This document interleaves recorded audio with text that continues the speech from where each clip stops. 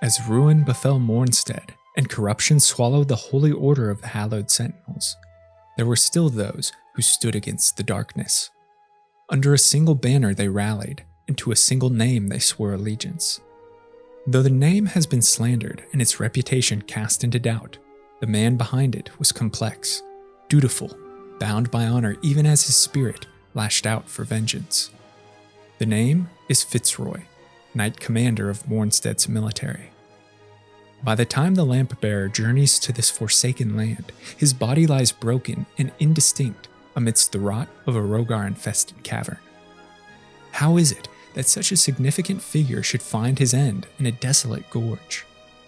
Though Fitzroy's spirit has passed, his memory remains as a tale of honor, nobility, and sacrifice surrounding Mournstead's greatest knight.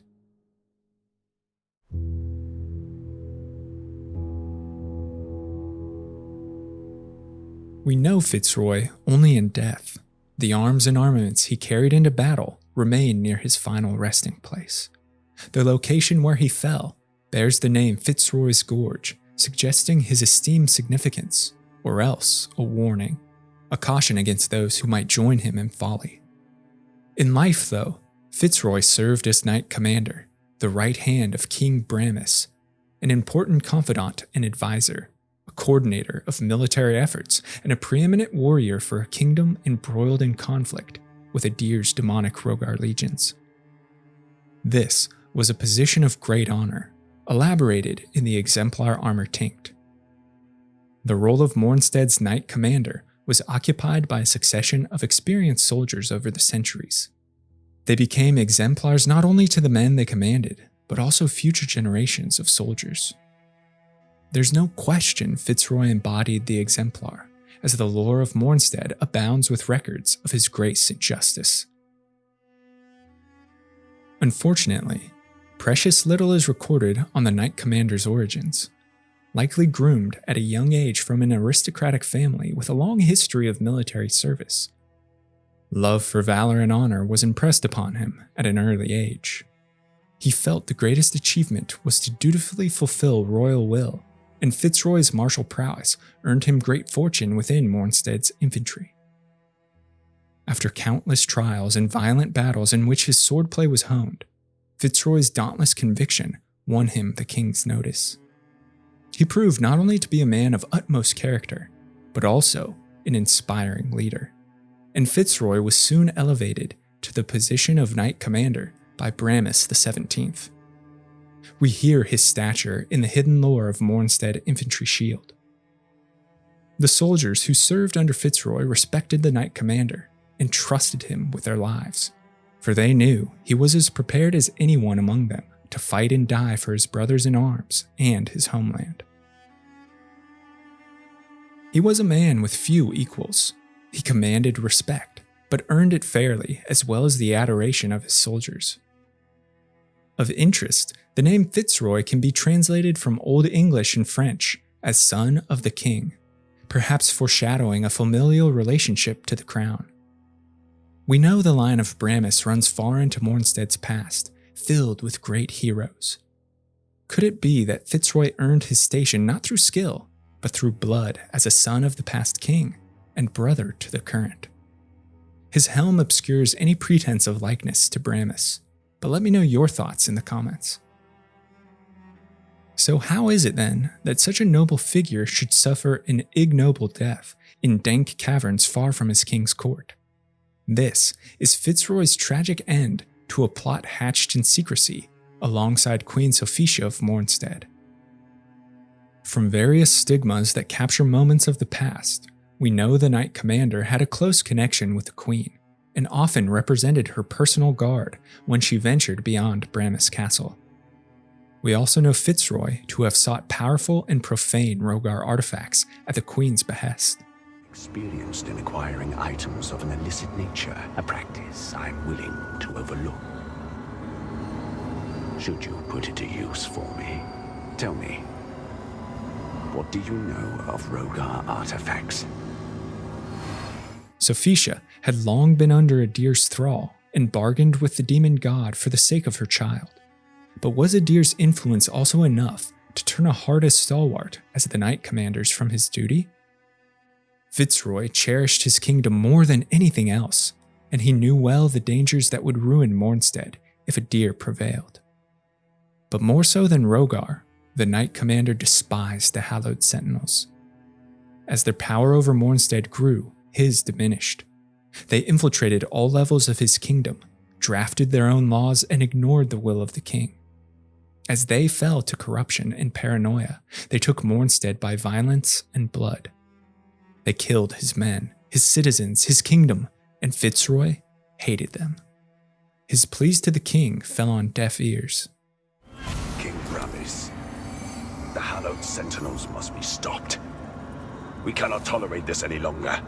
The barbarism they displayed yesterday was only the latest in a long line of offenses. But we all know there will be many more and greater crimes to come. Surely Mournstead has suffered long enough in their shadow. The fate of Mournstead and every single soul within it is mine to decide. Finally, and with a heavy heart, he submitted to the lesser of two evils and sought through Rogar magic a way to save his land. The situation of Fitzroy is tragic. Here we have a man who knows his actions will bring atrocity to the realm over which he rules, but knows too that inaction will see the dissolution of all he holds dear. A chill foreboding that heralds his break with honor is heard in the final segment of his armor's lore, eventually earning its highest position of Knight Commander, a duty which meant more to him than anything else. For a time. But when King Bramis fell to madness and the crazed Sentinels learned of Sophisha's betrayal, no place was safe for Queen or Prince. The Knight Commander made a decision. He would back the Queen in a desperate gamble to save Mournstead. Dutiful Fitzroy organized conduct for his royal charge to safety beyond the Oathlands. Under cover of darkness, the Knight Commander absconded from Bramis Castle with Sophisha and the child heir. Let us hurry, Your Majesty. I can take you beyond the castle walls, but then I'm afraid I must return. Too long and my absence will be noted. You've already done more for Edivar and I than I can ever hope to repay, Fitzroy. Thank you. You and the prince are not away yet, and I could not stand idle like so many others and allow the king to carry out such a heinous act. My husband is not the man he once was, but he will not take my son. The road must lead through Calrath, the gorge, and then open plain, but it was treacherous and fraught with enemies.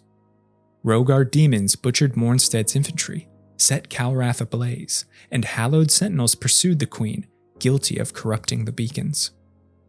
Fitzroy traveled ahead to secure a route, but was waylaid in the gorge.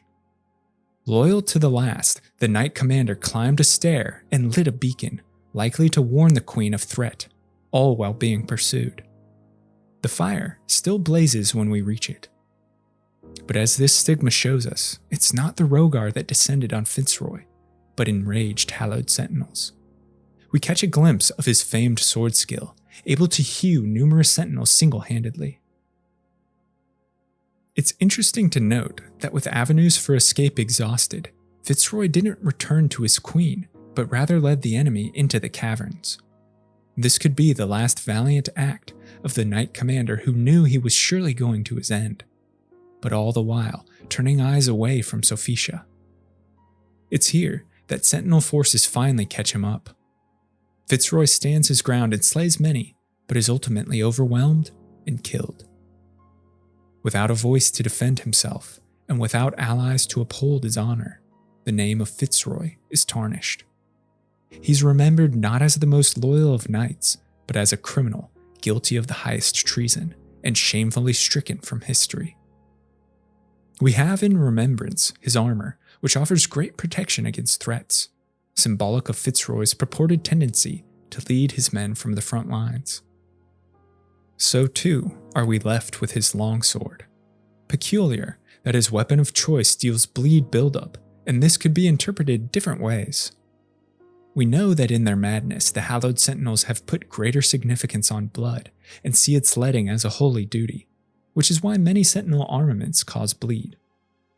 Perhaps this is to show that Fitzroy and the Sentinels shared at one point some time ago common ground as allies. Now, it could also demonstrate his connection to Rogar and Adir. Although these fiery creatures and their disciples master inferno and burn, it's no secret that they relish flaying, mutilating, and desecrating, in which case the blade could be a boon gifted by Adir's agents to the great Knight Commander. Regardless, his fate is not up to interpretation. A man bound to duty and honor is ultimately slain by it. But he passes into the next life with a clean conscience and a true heart. He committed what many saw as atrocity to save the land that had given him everything. Thanks so much for watching and listening to this video on Knight Commander Fitzroy. Let me know your thoughts on Fitzroy, his ultimate demise, as well as your own insights and suggestions for future videos in the comments below. And if you're a fan of lore and storytelling, be sure to subscribe to the channel, check out the podcast where content is uploaded frequently. I want to take a moment and thank my amazing supporters over on Patreon who make all of this possible, and I couldn't do it without their fantastic support. If you'd like to become a lore luminary for access to me, a great community, written scripts, and early video drops, head to patreon.com/thelorebrarians to learn more. Until next time, go forth and explore the lore.